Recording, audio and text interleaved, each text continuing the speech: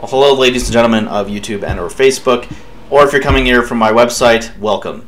This is Adam with The Highest Return, and today I'd like to talk to you about the fake wealth pyramid and how you can get yourself from the fake wealth pyramid to the actual wealth pyramid, and then show you a few examples. Now, I started working over 10 years ago at this point, and I pretty much followed this fake wealth pyramid for the first few years of my working career.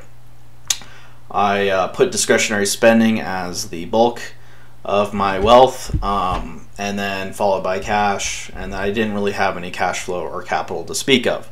What are we trying to do here, and what am I trying to encourage you to do? Well, that would be to switch these around. Basically, upend everything from this fake wealth pyramid to the actual wealth pyramid. And what that looks like is this, where you have capital as your foundation, followed by cash flow, your cash, and then at the very end, discretionary spending. Notice discretionary spending comes above cash, meaning you have to have the cash to spend. Now, let's go into these terms a little bit deeper. What is discretionary spending? Well, you probably already knew this. This is the iPod, the original iPod here. This is some games in my Steam library, and this is BMW. I never spent that much on a BMW, but I did buy a new car, so same sort of deal there. Now, why is discretionary spending so critically bad when you're first starting out? Well, let's take a look at an example here, and this is one that I always like to look at. And I thought to myself at one point, okay, what would happen if in high school I actually just bought stocks of Apple instead of an iPod?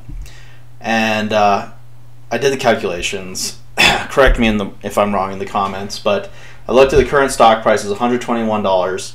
I moved all the way back to the beginning of 2001, and it looked like the share price adjusted for before the stock had reverse splits. It was at about 40 cents or 27 to 40 cents. So for my calculations, I used 39 cents per share. So if you could buy those shares at 39 cents per share back then, and this is excluding all sorts of dividends, then what does that mean? Well, that means if you look at these calculations here, the first thing I did was 121 divided by 0.39. So that's the new stock price divided by the old stock price. And then the one above that is I take that figure and multiply it by $399. And what do we get? We get $123,792. So if you decided to invest in Apple stock back then, instead of buying the new iPod, then you would have made $123,792. And that's just one item. Consider all the things that people might have spent on back in those days. So what is cash? Obviously, you see a lot of people showing off their cash. I will never do that on my channel, because I think it's amateur, and I think that unless I am a multi-billionaire, I don't think I would ever just show off cash. In fact, I would probably never do that. I think it's pretty juvenile. But when you see this, run away as fast as you can, because it's either a scam or these people don't know what the hell they're talking about. Do you ever see Warren Buffett holding up wads of cash? I think not. Cash flow. So I was in a rush to make this, but ultimately cash flow is money that you're getting from your investments. Could be from real estate, could be from stocks. If you own this row of houses and they're all tenants, then you'd be getting cash flow every month in the form of rent. And capital. So capital, the definition I'm using in my pyramid for capital is 1, 2, and 3, which is, it's 1A, part 2 and 3.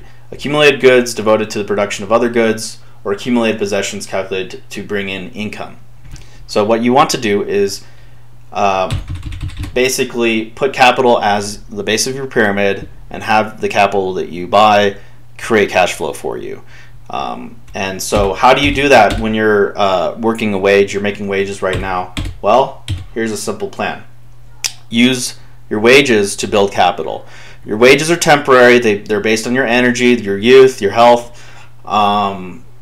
and your intellect. And if you're not making any wages as of this point, then try to get yourself to a point where you can make wages so you can get money to buy capital. But wages are temporary. Use your time to build more capital. Eventually this capital will yield more cash flow than your wages. And at this point, once you're comfortable, then you can increase your discretionary spending or not. So just imagine that you are making more money from your rentals or your stocks than you are from your wages. You can sleep a lot better at night, and you can also buy more things, discretionary goods, without feeling so bad because you haven't dug into your, I like to call it, your capital. If you have spare money that you're not using at all, you should be putting that into capital. Yes, you should have a rainy day fund. They say 3 to 6 months in the CFP book. But if you're not building up your capital, then you should be worried.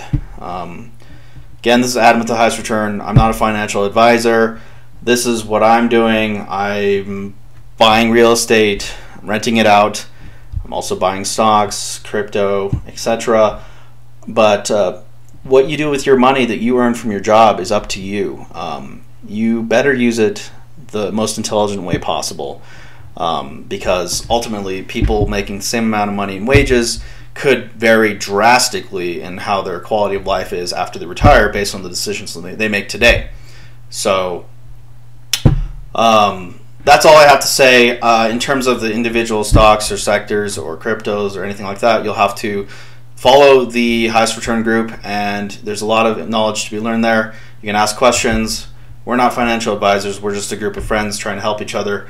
You can also go to thehighestreturn.com, subscribe to the newsletter, and I put out some articles once in a while about things I find promising. I think the ones that I've talked about more recently were what stocks would benefit under Biden. I made a big article about that.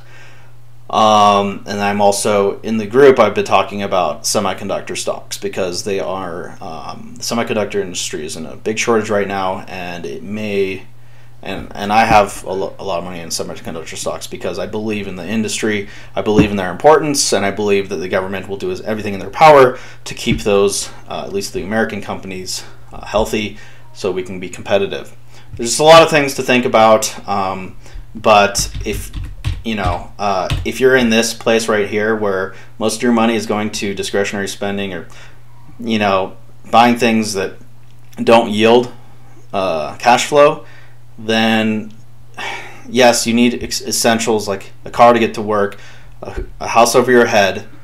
By the way, that house over your head is not really capital because it's not yielding cash flow. Yes, it might be saving you money in rent.